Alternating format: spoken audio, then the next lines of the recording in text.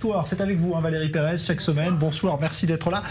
En deux mots, c'est quoi le concept de cette nouvelle émission? Le concept de cette nouvelle émission, c'est de mieux comprendre le Moyen-Orient et essayer de rencontrer les personnalités qui ont signé justement le destin de cette région qui est riche, dont on parle dans le monde entier. Alors là, on vient de faire la connaissance justement de la femme d'Eli Cohen, Nadia Cohen, donc son mari qui avait été envoyé en Syrie, qui a donné des renseignements très stratégiques pour Israël. Certains disent même que c'est grâce à ces renseignements qu'Israël a gagné la guerre des 6 jours.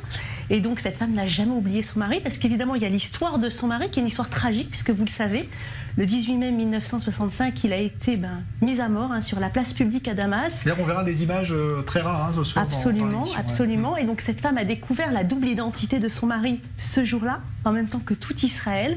Et bien malgré tout, malgré cette tragédie, elle reste amoureuse de son mari, parce que nous, les histoires d'amour, ça nous intéresse. Et vous allez voir que depuis 50 ans après, elle en parle encore avec beaucoup d'émotion, avec les larmes aux yeux, et elle dit encore rêver de son mari. Ouais, c'est incroyable, en fait, finalement, c'est les petites histoires qui se mêlent à la grande histoire et qui permettent de mieux la comprendre. Il y a le côté anecdotique également que vous allez mettre en valeur pour qu'on comprenne mieux ces grandes lignes de la grande histoire. C'est-à-dire que c'était vraiment un espion d'un calibre extraordinaire, parce que non seulement il a réussi à informer quotidiennement les services secrets israéliens, mais en plus, il a gagné la confiance des hauts dignitaires syriens. Il aurait même pu être peut-être le prochain président syrien. Donc c'est le James Bond des temps modernes, j'ai envie de dire.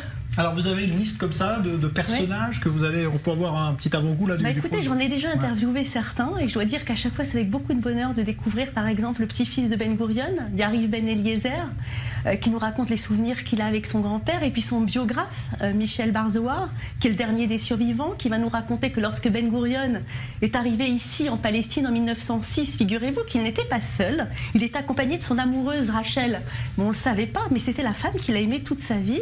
Alors elle s'est mariée avec quelqu'un d'autre, elle a eu des enfants avec quelqu'un d'autre, mais toute sa vie lui a écrit, lui a demandé de la rejoindre, de laisser le mari, de prendre des enfants et de la rejoindre. Donc voilà, l'histoire de Ben Gurion, je ne vais pas vous la raconter, c'est lui qui était aux commandes de la guerre d'indépendance, c'est lui qui a dû gérer tous les nouveaux défis israéliens, c'est celui qui rêvait d'avoir de l'eau dans le Negev, qui s'est retiré en 1953 à Sde-Boker parce qu'il était fatigué, épuisé, puis c'était surtout le visionnaire, parce que déjà à l'époque il disait que le problème qu'allait avoir Israël, c'était les territoires qu'il fallait surtout garder, Jérusalem, mais que le territoire allait être le problème d'Israël, en tout cas dans le monde contemporain. Merci beaucoup Valérie Pérez d'être venue nous présenter. Ça commence ce soir, ce sera à 21h. Donc tous les lundis à 21h.